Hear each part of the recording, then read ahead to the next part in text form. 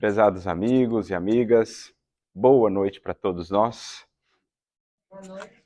Que Deus, que Deus nos abençoe na sua paz e nós, todos os que aqui estamos, encarnados, desencarnados, sintamos-nos também envolvidos pela presença amiga de tantos benfeitores que nos têm acompanhado há séculos, que tanto têm feito por nós em nossa jornada de aprendizado e renovação. É que a gente sinta essa presença amiga que nos infunde novo ânimo, mais esperança, inspiração para a caminhada que compete a cada um de nós, para que também sintamos essa alegria que deve marcar reuniões, encontros como esse, fazendo uma referência ou fazendo-nos recordar aqueles que eram os primeiros encontros daqueles tempos inesquecíveis, quando Jesus e os discípulos, às margens do Tiberíades, sob a luz do luar, das estrelas, falavam sobre as belezas do reino e as esperanças imortais que ele veio nos trazer. Então, que ele abençoe a todos nós. Eu gostaria de agradecer pela oportunidade, pelo convite de aqui estar no Sunrise, esperando retribuir de alguma maneira com reflexões que sejam úteis a cada um de vocês.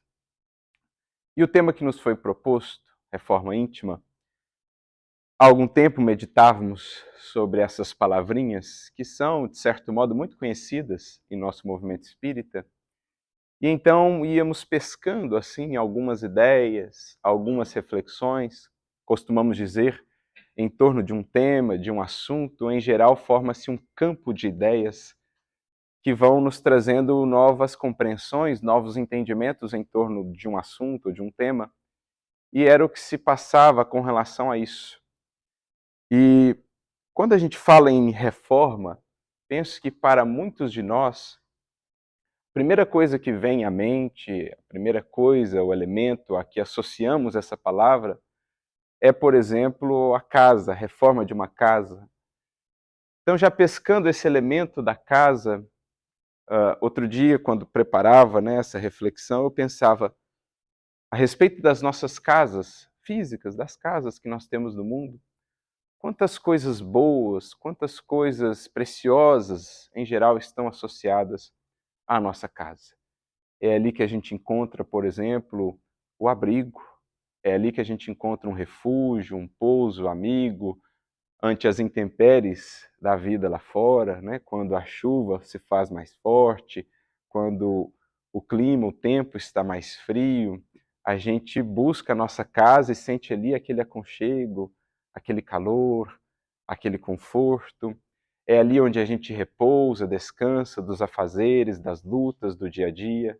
É ali onde muitas vezes, apesar de alguns desafios de convivência, mas é ali onde, em geral, nós teremos muitos corações queridos, amados, que têm partilhado conosco a jornada.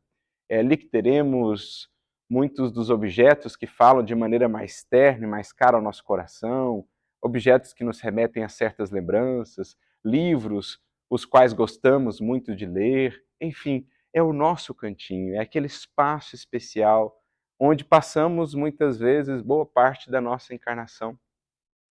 Então, falar de reforma nos remete a falar de casa, nesse caso, uma casa física, mas aqui nós não estamos a falar de uma reforma física e, naturalmente, não vamos nos deter somente numa casa física.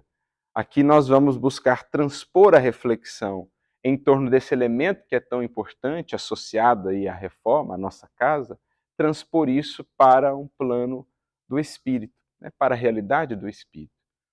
Recorrendo aqui a uma conceituação de Emmanuel que é muito importante, que é mesmo chave no que diz respeito à construção da nossa felicidade ou mesmo da nossa evolução. É uma simples frase de Emmanuel, mas a gente gosta de dizer, daria todo um seminário, daria material de reflexão para toda uma tarde, um dia, algumas semanas, anos, mesmo uma encarnação. Entendermos a magnitude do que Emmanuel nos traz nessa simples frase, que está registrada no livro Alma e Coração, capítulo de número 11, quando Emmanuel nos diz, com a sua característica síntese, tua mente tua casa intransferível. Tua mente, tua casa intransferível. Porque casas no mundo, às vezes nós teremos muitas. Passaremos por várias construções, várias casas que vamos tentando converter em lares, mas tem uma que é absolutamente intransferível. E é justamente a casa na qual viveremos daqui para toda a eternidade. Nela temos vivido desde a nossa criação, temos aos poucos transformado essa casa, mas é nela que haveremos de viver por toda a eternidade. E se a casa física agrega todos esses valores que nós aqui mencionamos, quanto mais a nossa casa intransferível, a nossa casa insubstituível. Se vamos viver nela eternidade afora, é preciso que essa vivência, que essa habitação seja cada vez mais agradável, cada vez mais acolhedora, cada vez mais segura, cada vez mais protetiva. E é sobre isso que nós vamos tentar refletir nesta noite, uma vez que, em falando de reforma íntima, somos projetados à reflexão em torno da casa, de uma casa que precisa ser reformada, por que não meditarmos justamente sobre a mais fundamental de todas as casas, que é a nossa própria mente? A fim de que possamos caminhar vida fora, tendo esse recurso, tendo esse abrigo muito bem edificado, muito bem estabelecido, a fim de que estejamos protegidos das intempéries morais e espirituais da vida. Construímos as casas que hoje habitamos fisicamente justamente para nos protegermos. Se analisarmos a evolução da humanidade neste planeta, a gente vai vendo a própria evolução de nossas moradias, justamente buscando nos proteger cada vez melhor das intempéries da vida material, de suas vicissitudes e etc. Mas outro tipo de abrigo é ainda mais fundamental, especialmente para o espírito que já anseia por evoluir de maneira consciente, que já entende o valor da encarnação, o valor do tempo que nos é concedido aqui na matéria. É preciso que construamos um abrigo, é preciso que possamos contar com uma solidez, com esse elemento de proteção, para que as intempéries morais e espirituais da vida não venham a nos abater, não venham a nos fazer perecer, no sentido de cairmos no desânimo, né? No desalento, na desistência, enfim. Todos nós, assim como temos passamos pelas estações do mundo, os invernos e etc., também teremos os nossos invernos morais, espirituais. E é preciso que a nossa casa esteja, então, bem edificada, a fim de que possamos nos precaver dos invernos pelos quais passaremos. Sejam esses invernos enfermidades, desafios de outra natureza, provas, expiações, perda de entes queridos, enfim, todo esse conjunto, todo esse leque de provas, vicissitudes e expiações que o espírito enfrenta no campo material da vida. Então é sobre isso que nós vamos meditar, sobre essa outra casa e sobre a nossa necessidade, sobre a demanda de estarmos sempre analisando qual o fundamento dessa casa, qual o teor dos materiais que temos utilizado para edificar essa casa, a fim de que ela esteja cada vez mais segura, cada vez mais sólida, cada vez com uma capacidade maior de realmente nos abrigar, né? Dentro das paredes, no telhado da esperança, da fé, a fim de que as invernias da vida não nos consumam, não nos abatam. E é o próprio mestre, na verdade, quem vai já trabalhar essa analogia, digamos assim, recorrer a esse elemento sobre a importância da edificação de uma casa segura, quando ele, por exemplo, encerra o seu Sermão do Monte, né? Aquele conhecido trecho que está para nós registrado no Evangelho de Mateus, do capítulo 5 ao capítulo 7 do seu Evangelho. Nós temos ali boa parte dos ensinamentos mais fundamentais do Cristo, né? Estão ali resumidos, digamos assim, sintetizados ou reunidos. E fechando o Sermão do Monte, na versão de Mateus, qual é a imagem que Jesus nos traz? Essa mesma imagem de uma casa, de uma edificação. Ali falando ele sobre os alicerces, os fundamentos ou as bases sobre as quais edificamos. Dizendo-nos que existem basicamente duas bases sobre as quais poderemos construir. Ele diz: aquele que ouve essas minhas palavras e não as pratica, não as aplica, é similar ou se assemelha ao homem insensato, que construiu a sua casa sobre a areia.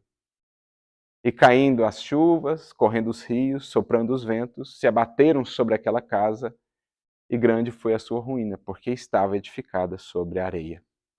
Por outro lado, aquele que ouve as minhas palavras e as aplica e as pratica, compará-lo-ei a um homem sensato, que construiu a sua casa sobre a rocha. Caíram as chuvas, correram os rios, sopraram os ventos, se abateram sobre aquela casa, mas ela não ruiu, porque estava edificada sobre a rocha. Então, se nós falamos de reforma íntima, associando esse elemento da casa, é preciso que pensemos já na natureza do material, dos alicerces que nós traremos a essa nossa casa, a essa nossa edificação mental, a construção da nossa mente, que por sua vez representa a construção, o melhoramento do nosso próprio destino. Ontem mesmo falávamos bastante sobre o papel da mente no estabelecimento de nossa própria vida, ou do nosso próprio destino, recordando-nos do livro de Emmanuel, Pensamento e Vida, em que ele nos diz que o produto da nossa mente, o nosso pensamento, é a força por excelência geradora de nossa vida.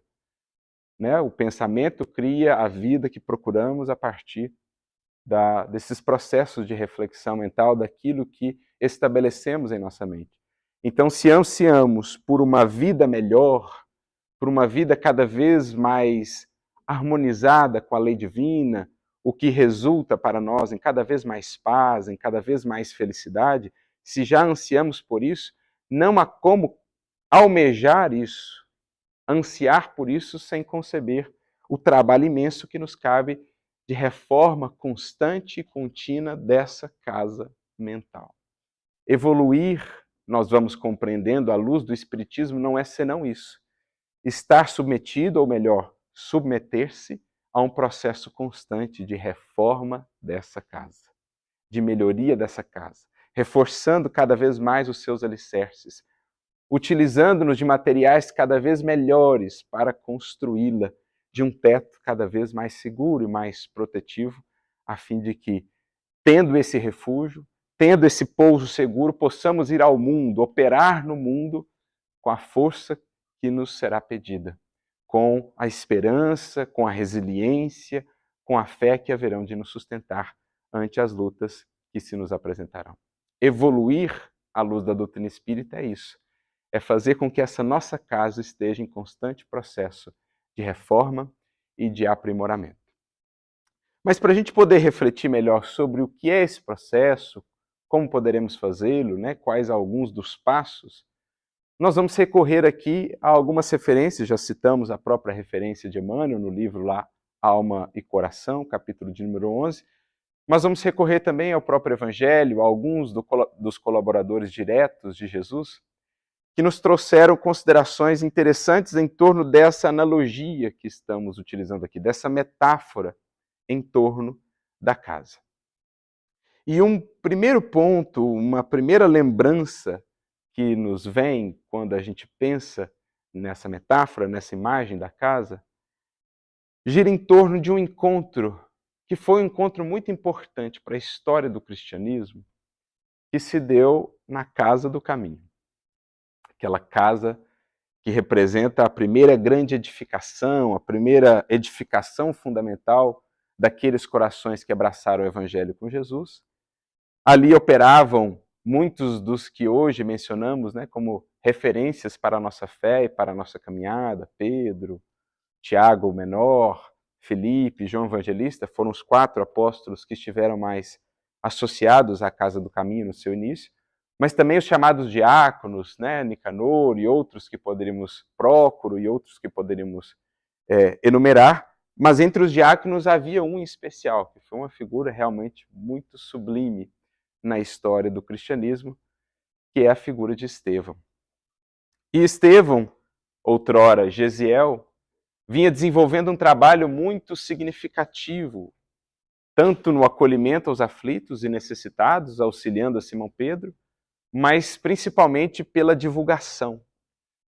Estevão tinha aquele verbo fácil, aquele verbo sublime, que inspirava, que tocava, e de repente verdadeiras multidões buscavam a casa do caminho, tanto pelo auxílio material aos corpos enfermos, necessitados, mas também, principalmente talvez, pelo auxílio aos corações, muitas vezes desesperançados, angustiados, que encontravam ali o pão do corpo, mas, sobretudo, o pão do espírito.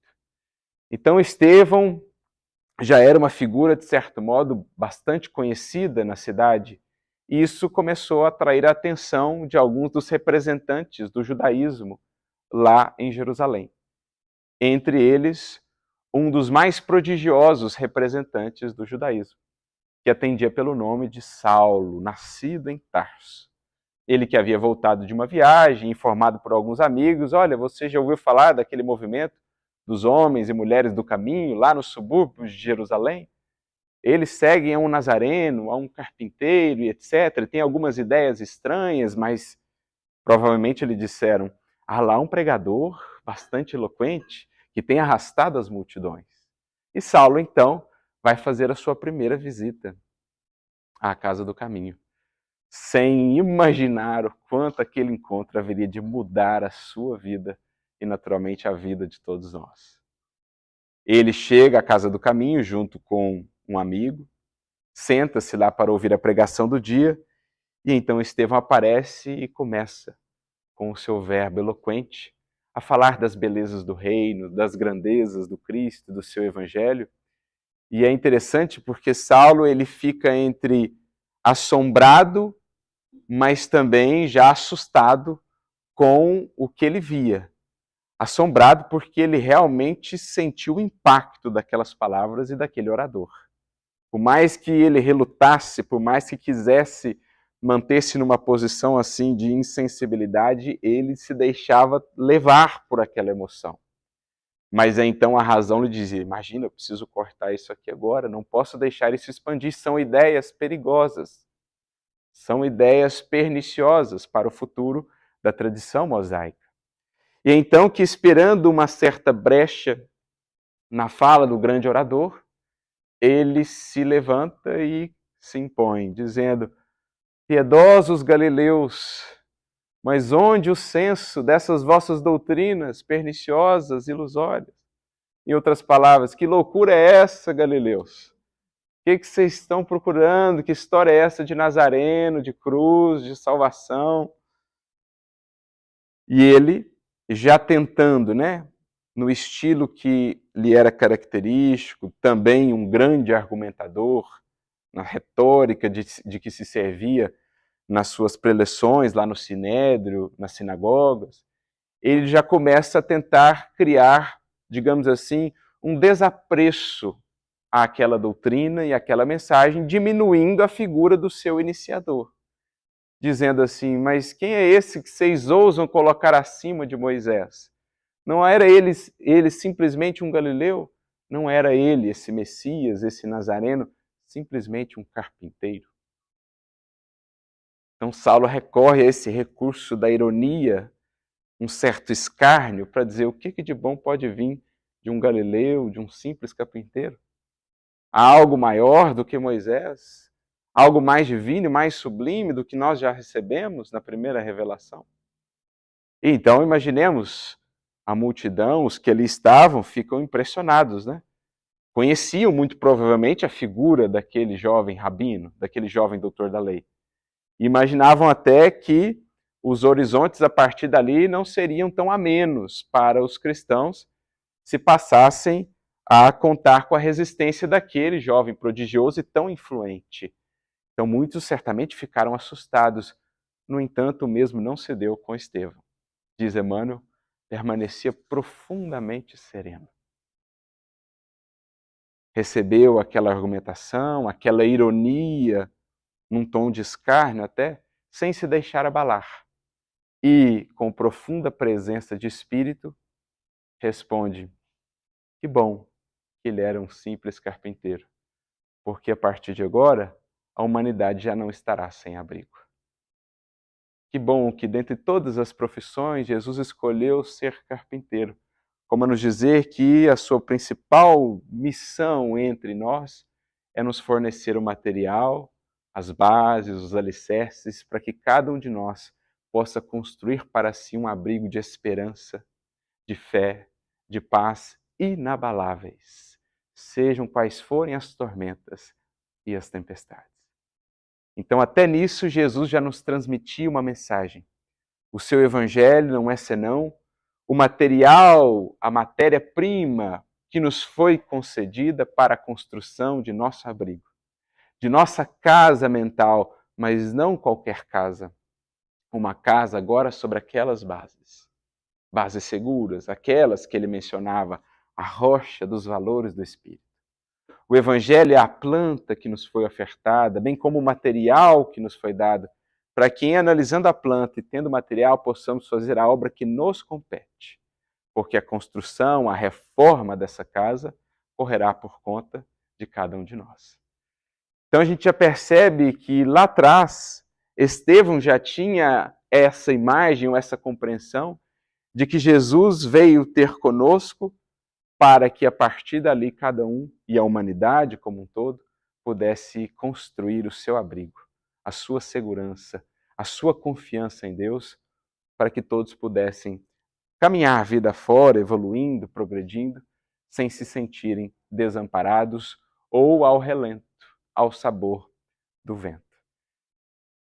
Não sabemos, né, como Saulo exatamente recebeu essa resposta. Aliás, Emmanuel nos traz um pouco de como foi essa recepção. Ele, na verdade, ficou bastante irritado, bastante irado, por encontrar alguém que ousasse fazer frente a ele nesse que era o seu terreno, né? Era a sua área. De repente, ele vê um jovem que fazia frente a ele.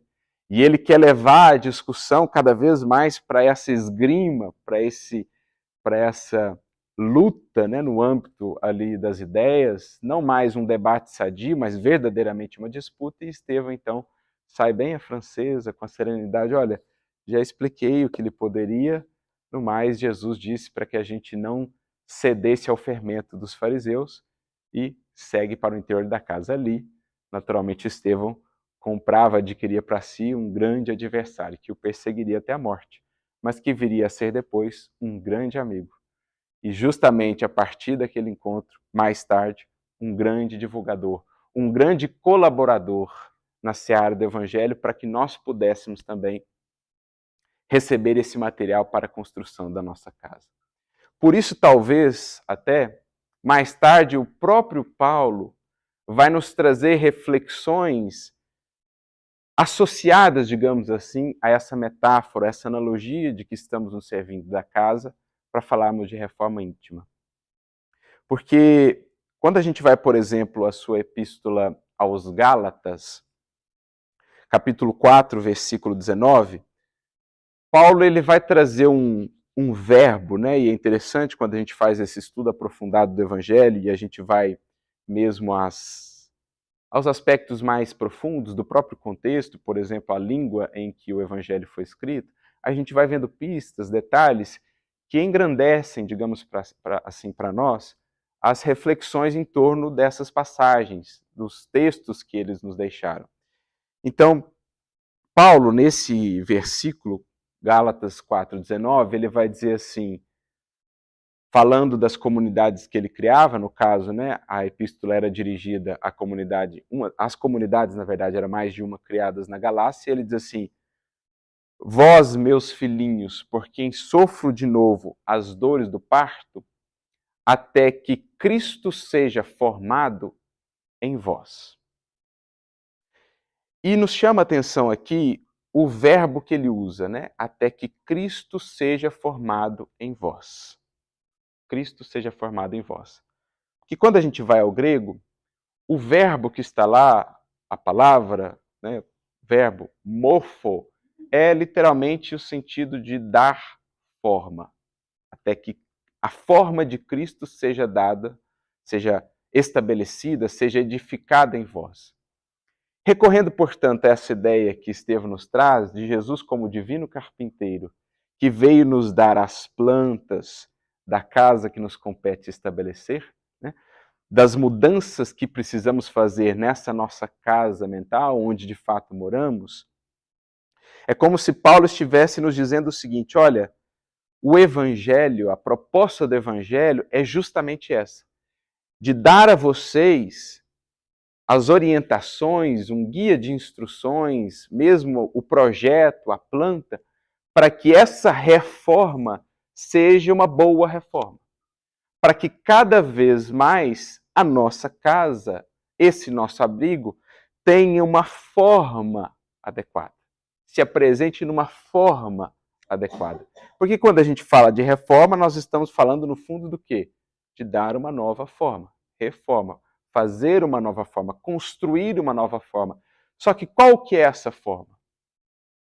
Quais os materiais que nós precisamos para que essa reforma seja feita? Como ela deve ser feita? Qual é a planta? Qual é o referencial? Aí nós voltamos ao Evangelho. Então, Paulo está dizendo o seguinte: gente, o Evangelho é, na verdade, o que Jesus nos trouxe para que a gente entenda qual deve ser o nosso papel, o nosso trabalho no estabelecimento dessa nossa casa mental.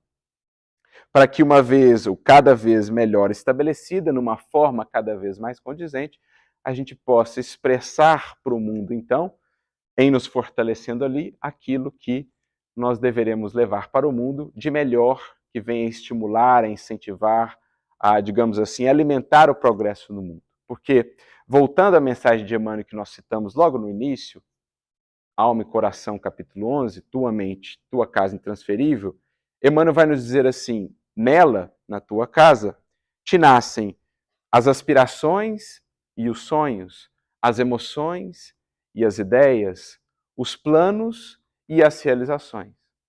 A partir dela, dessa casa, quanto mais bem estabelecida ela estiver, quanto mais harmoniosa for essa habitação, mais recursos a gente vai ter para ofertar ao mundo lá fora. Não é assim em nossas casas aqui? Se a gente consegue fazer da nossa casa física verdadeiramente um lar, onde ali exista uma ambiência de paz, de harmonia, de indulgência, de compreensão, os que habitam essa casa, delas sairão para o mundo melhores a cada novo dia. Mais fortalecidos, mais conscientes, mais inspirados, mais estimulados. Nós lançamos, portanto, a cada dia no seio da sociedade, né, no movimento dinâmico da vida, nós lançamos corações melhores. Esse é o papel fundamental da casa renovada com Cristo, da casa convertida em lar com Jesus. Todos os corações que cruzam aquelas portas a cada dia vão atuar no mundo como elementos de renovação e de melhoria. Mas antes de a nossa casa física, com os que ali habitam, se tornar um elemento de renovação do nosso bairro, da sociedade em que estamos inseridos, é preciso que a nossa casa esteja melhor formada, com uma forma mais adequada, com uma ambiência mais propícia, para que de nós também saia algo melhor, contribuindo para o ambiente da casa física, do lar e da sociedade como um todo.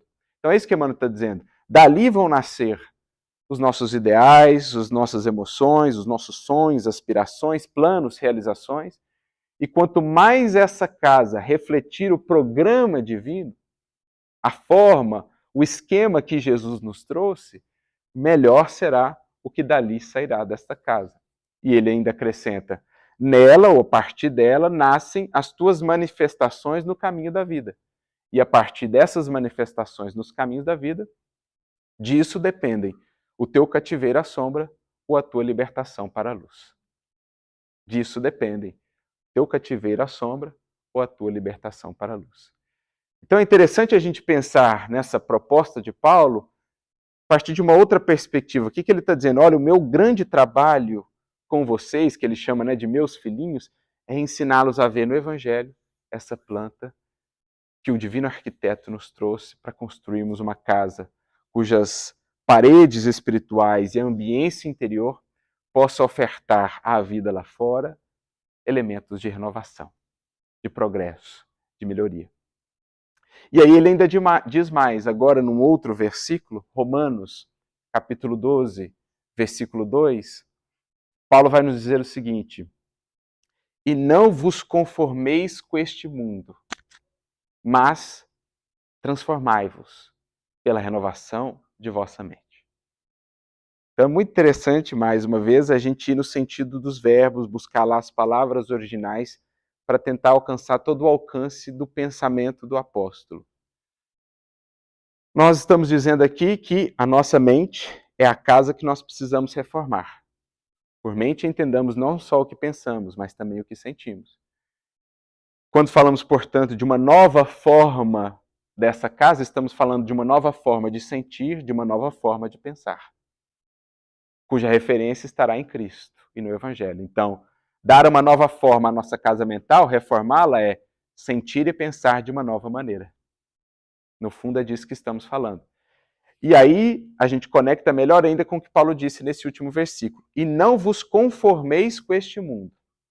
O verbo aqui traduzido por conformeis, no grego é sis-schematizo. Sis é uma preposição grega que significa assemelhar-se a. Na verdade, é sim, mas nessa palavra ela fica como sis. Por exemplo, sinótico. Os evangelhos sinóticos são evangelhos que têm uma mesma ótica. Sinótico. Simpatia, né? Patos é emoção, é sentimento. Então, simpatia é ter uma emoção, um sentimento similar. Aqui é sisquematizo. Cis, similitude, e esquematizo, eu acho que nós, no português, conseguimos entender. Esquema, esquemas. Então, o que Paulo está dizendo? Gente, que a nossa casa mental não siga os esquemas, os projetos, os modelos que ainda vigoram no mundo. Quais são os modelos de casa mental que ainda vigoram no mundo? Quais os alicerces de muitas casas mentais ainda no mundo? Quais as bases? Quais os tijolos utilizados em muitas das casas mentais do mundo? De espíritos encarnados ou desencarnados? Serão os alicerces do dever bem cumprido, da fidelidade à lei divina ou à consciência, da solidariedade, do devotamento, da abnegação, do sacrifício? Não. Muitas das casas mentais no mundo ainda não são estruturadas nesses alicerces ou com esses materiais. E por isso são tão frágeis.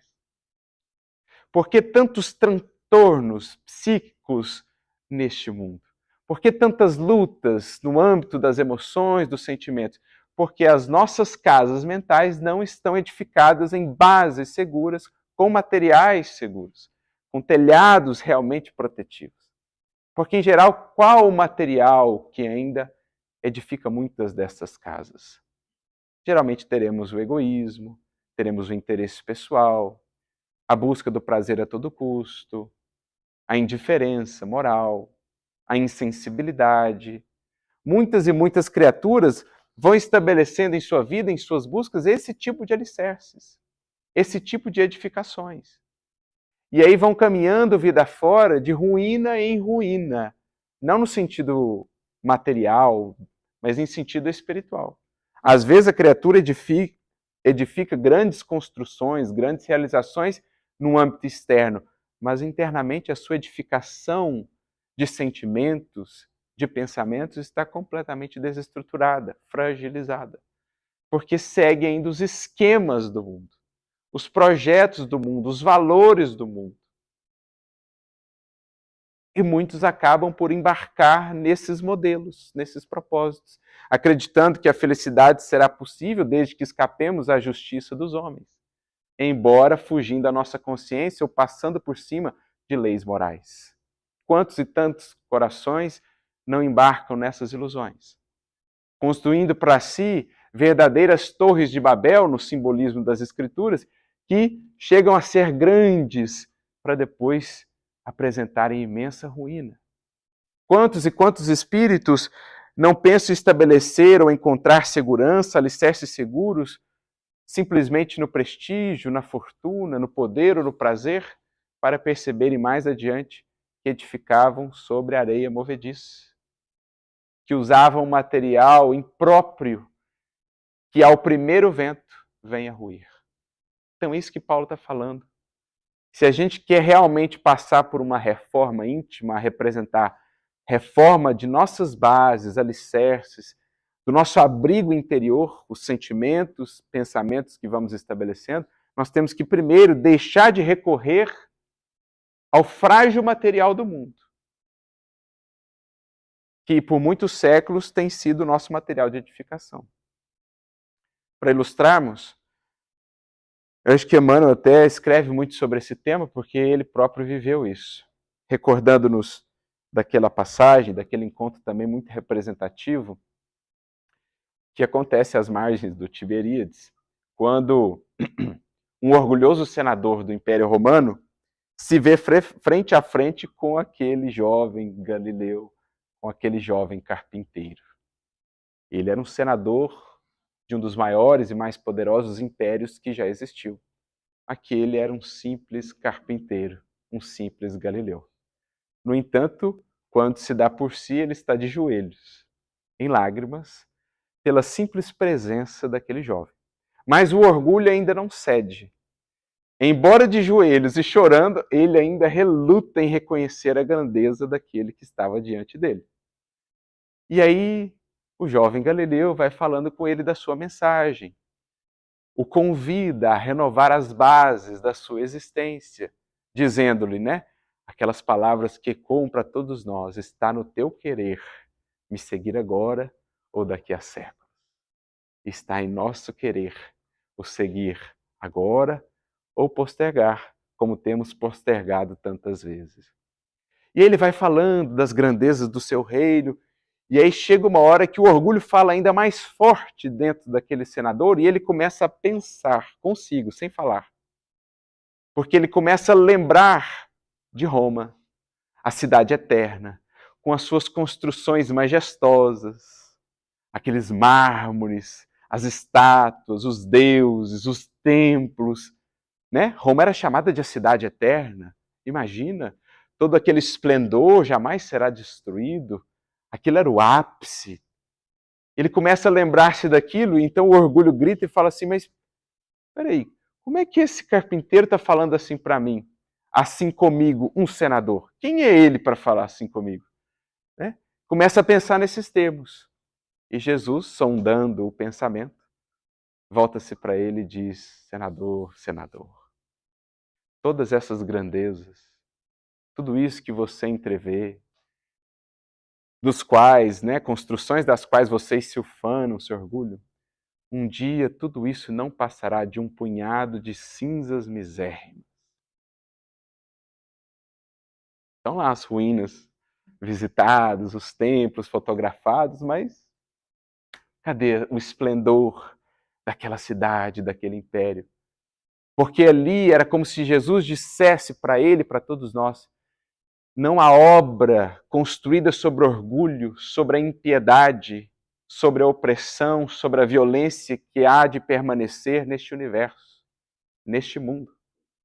Nada que seja construído fora dos alicerces divinos do Cristo, do seu Evangelho, que são princípios universais, a refletirem a própria lei de Deus, nada construído fora disso permanecerá no tempo e no espaço. Nenhuma planta que meu pai plantou ou não plantou permanecerá, diz Jesus. É o que ele dizia, é o que se deu, é o que se dará. Porque só o espírito que compreender que construção segura, base firme, alicerce inamovível, edificação definitiva, só o que se faz no amor, só o que se faz no bem, só o que se faz na verdade. Só o que tem esses valores por colunas, por alicerces, esses fazem a obra eterna. Os outros podem construir pirâmides, podem construir templos, podem construir imensas obras, impressionam exteriormente, mas tudo isso um dia passará. Fortunas, impérios, prestígios e tudo mais. É o que Jesus disse também aos discípulos quando eles falavam: olha, Senhor, que belas colunas as do templo lá em Jerusalém. Não sobrará pedra sobre pedra, porque só há de ficar o que é edificado nas bases divinas. Recordo-me do próprio Humberto de Campos, né, que faz também a sua meia-culpa no prefácio do livro Boa Nova. Ele conta no prefácio que certa feita, quando encarnado ainda, ele conversava com alguns amigos protestantes e falavam assim para ele que o Cristo é a rocha dos séculos. E ele diz que, assim, naquele tempo ele deu uma risadinha de lado assim e seguiu, né? Como que um escárnio, né? Ah, Cristo é a rocha dos séculos. Deu uma risadinha de lado e seguiu o seu caminho. Aí ele volta no prefácio da obra e diz assim: agora eu já não posso nem sorrir nem passar, porque agora eu sinto que ele é a rocha dos séculos, que tem sustentado os nossos corações atolados num pântano de misérias. Só nele é que nós vamos encontrando firmeza no transcurso dos séculos. Depois de afundarmos em tantas areias movediças, em tantos pântanos, quando vamos encontrando no Evangelho de Jesus os alicerces e as bases fundamentais de uma vida segura, de uma vida feliz, de uma vida pacífica, aí a gente vai entendendo, aprendendo a discernir melhor o que fica e o que passa, o que tem caráter de eternidade e o que é simples fumaça que o tempo há de consumir também. Então, voltando a Paulo, no versículo que citávamos, e não vos conformeis com este mundo, ou seja, não abrace essas ilusões, acreditando que qualquer coisa construída fora do dever, fora do compromisso com o bem ou com o amor, possa permanecer. Não acredite nisso. Não se conforme mais a esses modelos. Nós já quebramos a cara tantas vezes. Já foram muitas ruínas que vivenciamos para ainda buscar essas bases e esse material. Aprendamos, e aí ele prossegue no versículo, a nos transformar-vos pela renovação de vossa mente. É o que ele diz. O verbo transformai-vos no grego é metamorfo. A gente já falou do morfo aqui, dar forma. E meta é uma preposição no grego que significa além de, metafísica. Temos a física além da física, né, no sentido mais espiritual, metafísica, por exemplo. Então, metamorfo, numa tradução literal, é ir além da forma, é dar uma nova forma, é reformar. Então, transformai-vos, renovai-vos, né? Reformai-vos pela mudança de vossa mente. Esse é o convite essencial do Evangelho. Recorrer agora a esses materiais que nos são dados para estabelecer agora uma edificação interna com base nesses pilares do amor, da verdade, do bem, do compromisso com tudo isso, para que aqui seguros possamos ofertar ao mundo algo melhor também nesses termos. E aí recorremos ainda a um outro colaborador do Evangelho, a Simão Pedro, que na sua epístola, primeira epístola de Pedro, capítulo 2, versículo 5, ele também nos traz uma reflexão similar, dentro dessa mesma metáfora sobre a qual temos falado. E é até interessante porque parece uma frase sem sentido, esquisita, difícil de entender. Mas aí a gente conta com o auxílio do nosso querido Emmanuel, né, que tem sido para nós um grande explicador do Evangelho. Pedro diz assim: vós também, como pedras vivas, sois edificados casa espiritual. Vós também, como pedras vivas, sois edificados casa espiritual. Como assim, pedras vivas? Sois edificado casa espiritual? A ideia da casa espiritual, creio que nós já alcançamos aqui. Mas vamos recorrer ao nosso Emmanuel para nos ajudar a entender o que Pedro está nos dizendo. Então, no livro Vinha de Luz, capítulo 133, Pedro vai nos trazer, ou melhor, Emmanuel comentando Pedro, vai nos dizer o seguinte, que cada homem, cada ser humano é uma casa espiritual, que por deliberação e esforço do próprio morador, deve estar em constante ou em contínuo processo de reforma para melhor. Porque quando a gente fala de reforma de nossas casas físicas, né, geralmente a gente já tem aquela associação de que a reforma é complicada, é difícil, quase sempre demora muito mais do que o previsto, mas uma hora ela termina. Agora, em termos de casa espiritual, é reforma e melhoria contínua. Desde o primeiro momento em que alcançamos mais propriamente a essência do Evangelho, um imperativo se forma em nós: melhorar a cada dia. Por mais que tenhamos estudado, diz-nos Paulo, sentimos ainda um abismo entre nós e a verdadeira sabedoria. Por mais que tenhamos avançado no caminho das virtudes que vamos tentando construir, sentimos um verdadeiro abismo entre nós e o Cristo que nos chama. Então, o imperativo se forma na consciência tocada pelo Evangelho. E Jesus deixou lá na própria mensagem: sede perfeitos. O sede perfeitos no sentido de sede a cada dia melhores. Não perca tempo, ocasião, não perca as oportunidades de enriquecer o seu ser, de solidificar cada vez mais a sua casa, embelezar cada vez mais essa casa mental, com novas luzes, com novos conhecimentos, com novas riquezas espirituais. Esse é o imperativo que se nos apresenta. Estudar, orar, servir, buscar sempre aprender. Então, é o que Emmanuel começa trazendo para nós essa mensagem. Cada ser humano, cada indivíduo é uma casa espiritual que, por deliberação e esforço do próprio morador, deve estar em contínuo processo de melhoramento, porque ninguém poderá fazer essa melhoria de nossa casa por nós.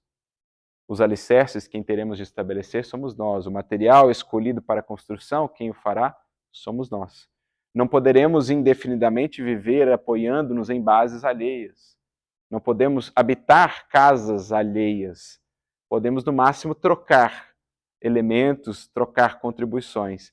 Mas essa casa, por esforço e deliberação de cada um de nós, deve estar a melhorar a cada dia. Porque ele continua dizendo que nós vamos encontrar no mundo casas as mais diversas. Casas em ruínas, casas que se tornaram moradia para animais daninhos, envoltas em eras, casas que até apresentam uma fachada muito interessante, muito bela, mas cujo interior está inteiramente desorganizado. Então temos casas de toda natureza, mas buscamos aqui essa casa segura, cuja beleza não venha só da fachada. Porque assim como a árvore não será conhecida pelas suas folhas, pela sua copa, mas pelos seus frutos, também uma casa não será conhecida pela sua fachada. Cada casa espiritual, cada ser será conhecido pela beleza, pela harmonia, pelo acolhimento que a sua casa mental propicia ao mundo e às vidas ao seu redor. Cada um de nós será conhecido por isso. Quão acolhedora, hospitaleira é a nossa casa mental para as vidas que nos cercam. Quanto irradiamos, quanto de nossa casa parte para o mundo ou para as vidas que nos buscam, paz, esperança, renovação, estímulo, por isso seremos conhecidos. E aí, acrescentando a sua reflexão, Emmanuel prossegue. A partir então da fala de Pedro, em que nós nos entendemos como essa obra viva em constante processo de reforma, de melhoria, nós vamos entendendo que a mensagem de Jesus, diz Emmanuel, não pode ser interpretada por nós simplesmente como uma carícia embaladora, mas sim como um material para a construção e reconstrução da reforma integral de nossa casa mental. Então a mensagem de Jesus, o Espiritismo que a desdobra, não chegaram à nossa vida para serem somente aquela carícia que nos embala nos dias difíceis. É parte do Evangelho o consolo que ele nos traz, o acolhimento. Mas Jesus quer fazer algo de maior profundidade, algo de maior duração. Ele quer estabelecer para cada um de nós bases mais seguras, em que encontremos de fato segurança, em que tenhamos apoio e sustentação nos dias difíceis. Ele quer estabelecer algo de mais definitivo conosco, junto de nós. Por isso, se o Evangelho consola, se o Evangelho traz esse afago, esse acolhimento, ele também nos traz, ele descortina para nós imensos deveres, e responsabilidades, que é de nos reconstruir por dentro a cada dia,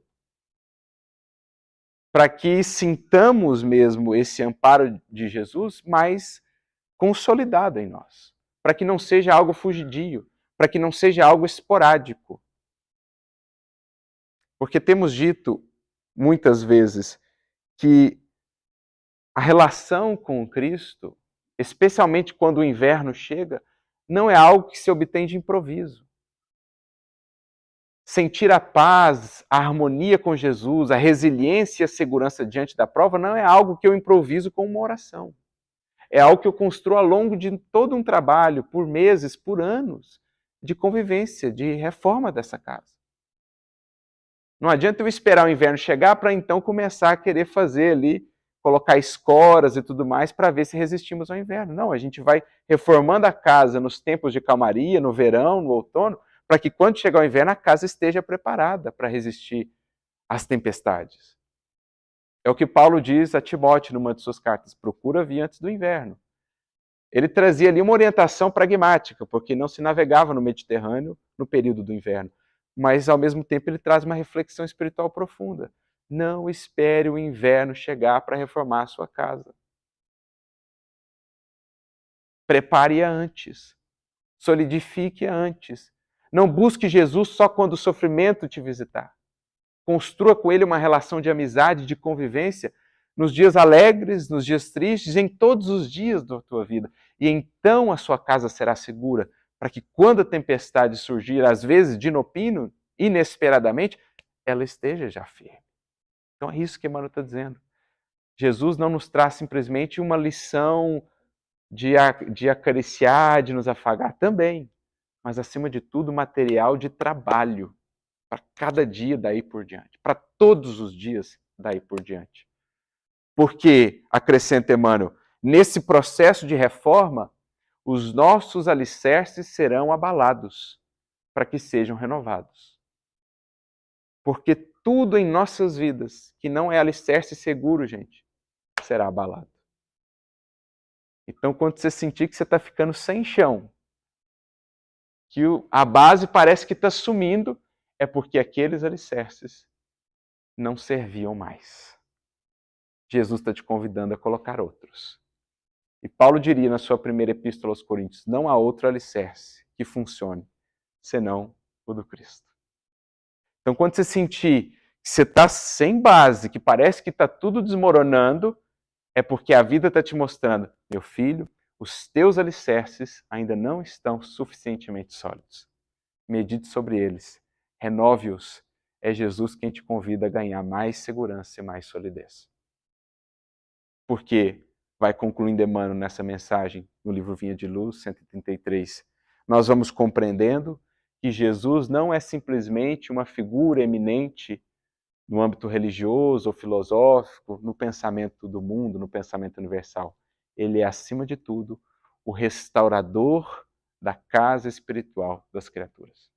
Acima de tudo, Jesus vem trazer nos materiais e as plantas para que a gente possa cada dia mais avançar nesse processo de reforma, estabelecendo agora a nossa casa mental, sentimentos e pensamentos a partir dessa nova forma, desse novo modelo, com esses novos pilares que o Evangelho nos traz. Essa é a ideia. E Emmanuel conclui nessa mensagem: o cristão, porém, que não passou ainda por essa reforma interna, para o qual o Cristo tem sido simplesmente essa figura distante, o Evangelho apenas aquilo que consola no momento aflitivo, sem ser um material agora a ser usado para a construção de sua vida, esses são corações que ainda dispõem apenas da planta, sem que o projeto tenha já sido iniciado, ou mesmo concluído, avançado. Esse é um panorama do que nos está proposto. É, de certo modo, uma nova visão sobre o Evangelho a partir de um elemento, de uma metáfora de que aqui nos servimos, em que vamos compreendendo que essa é a nossa habitação definitiva. É aqui, neste santuário, em que sentiremos ou não a paz, a harmonia, a depender do material e das bases em que temos construído. Lá fora, poderemos edificar muitas coisas, poderemos estabelecer muitas fachadas, às vezes, belas, encantadoras, mas sem a reforma interna, por isso reforma íntima, teremos alcançado no máximo reformas pela metade, como diz André Luiz. Sem fazer esse trabalho interno de estabelecer aqui por dentro, portas adentro do coração, um santuário de esperança, de fé, de confiança, de convivência, de amorosidade, de harmonia com Jesus, estaremos sempre, por mais que seguros pelas casas físicas, por mais que garantidos pelos recursos e poderes do mundo, estaremos sempre ao sabor das intempéries e das ventanias da vida e da jornada. Que Jesus, portanto, seja o nosso divino carpinteiro, seja o nosso orientador nessa obra de cada dia e de muitos séculos que ainda temos pela frente. E que não deixemos de nos reformar, de nos melhorar. Que não deixemos de construir um lar cada vez mais acolhedor em nosso coração, acolhendo as vidas ao nosso redor e, principalmente, acolhendo Jesus, que anseia vir ser em nosso lar não simplesmente mais um amigo ou um visitante, mas daí por diante um definitivo morador. Como ele mesmo disse no livro de Apocalipse, eis que estou à porta e bato. Se alguém abrir, eu entrarei, cearei com ele e ele comigo. Façamos a melhor casa que pudermos para que ele, em abrindo ou adentrando o nosso lar, possa ser agora esse amigo com quem conviveremos, que teremos aqui conosco, daqui para a eternidade afora. Que Jesus abençoe a cada um de nós, que possamos encontrar esses alicerces, essas bases, na certeza de que nessa mente, em nossa casa, haveremos de viver para todo sempre. Muita luz e muita paz. Ficamos agora à disposição para alguma pergunta, alguma dúvida que porventura tenha surgido.